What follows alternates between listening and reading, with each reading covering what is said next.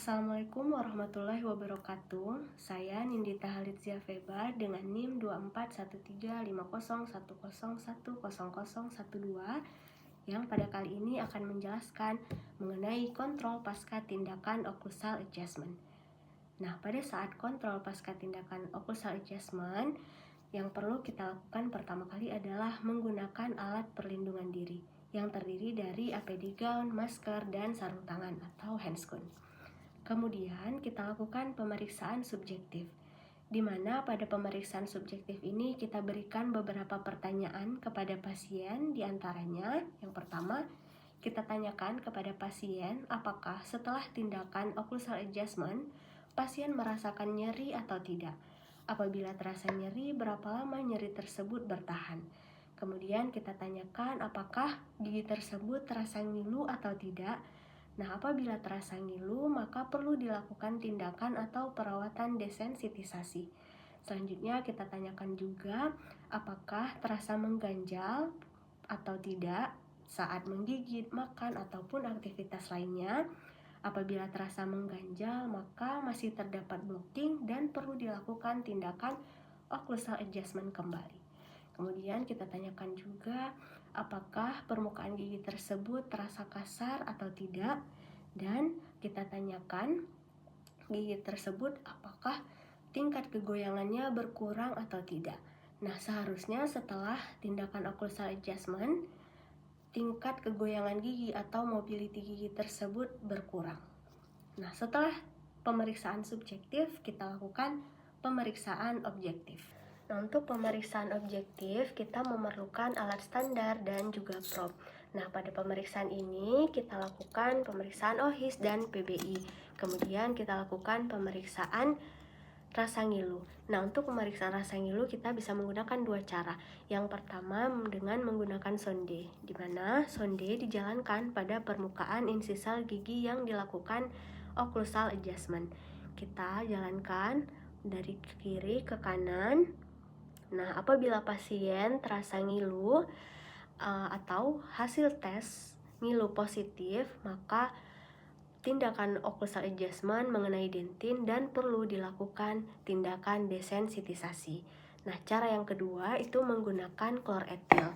Nah, klor etil itu menggunakan cotton pellet. Cotton pellet disemprotkan dengan menggunakan klor etil, kemudian kita jalankan di atas di permukaan gigi yang dilakukan tindakan occlusal adjustment. Nah, apabila pasien merasa ngilu, maka tindakan occlusal adjustment mengenai dentin dan perlu dilakukan tindakan atau perawatan desensitisasi. Nah, setelah melakukan pengecekan rasa ngilu, kita lakukan juga pemeriksaan terhadap gingiva pasien apakah ada hiperemi dan udem. Kemudian kita lakukan pengecekan blocking. Nah, untuk pengecekan blocking kita juga bisa menggunakan dua cara. Yang pertama bisa menggunakan articulating paper. Articulating paper ini kita letakkan di bagian permukaan gigi yang di OA. Kemudian gigi digerakkan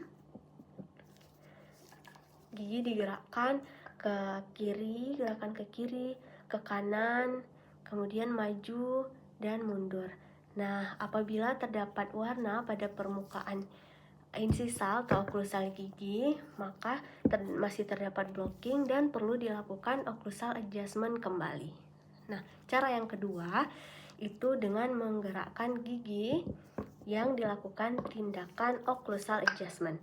Nah, untuk gigi anterior gerakannya edge to edge, ke depan dan ke belakang. Nah, untuk gigi posterior gerakan lateral, ke kanan dan ke kiri. Nah, apabila terasa mengganjal atau sulit digerakkan, maka masih terdapat gigi yang blocking. Nah, selanjutnya dilakukan pengecekan mobility. Bisa menggunakan ujung dua instrumen. Yang satu kita letakkan di bagian labial atau bukal, kemudian satu sisi lagi kita letakkan pada lingual atau palatal. Nah, kita gerakkan labial, lingual, atau labial palatal, kita gerakkan ke depan, belakang. Nah, apabila ada kegoyangan, kita klasifikasikan berdasarkan klasifikasi Miller. Derajat 1 itu mobility bukal lingual kurang dari 1 mm. Derajat 2 mobility ke arah bukal lingual dan mesiodistal yang sama dengan 1 mm. Dan derajat 3 mobility ke arah bukal lingual dan mesiodistal serta mobility ke arah oklusal dan apikal lebih dari 1 mm. Nah, setelah kita lakukan pemeriksaan subjektif, objektif, kemudian kita instruksikan pasien untuk datang lagi kontrol ke dokter gigi setelah 6 bulan. Kemudian kita berikan dental health education, di mana pasien diedukasikan untuk menyikat gigi 2 kali sehari, pagi 30 menit setelah sarapan dan malam sebelum tidur. Kemudian membersihkan sela-sela gigi dengan menggunakan dental floss. Nah, setelah itu rutin mengunjungi atau melakukan pemeriksaan gigi dan mulut 6 bulan sekali ke dokter gigi. Mungkin sekian video dari saya. Lebih dan kurang saya mohon maaf. Wassalamualaikum warahmatullahi wabarakatuh.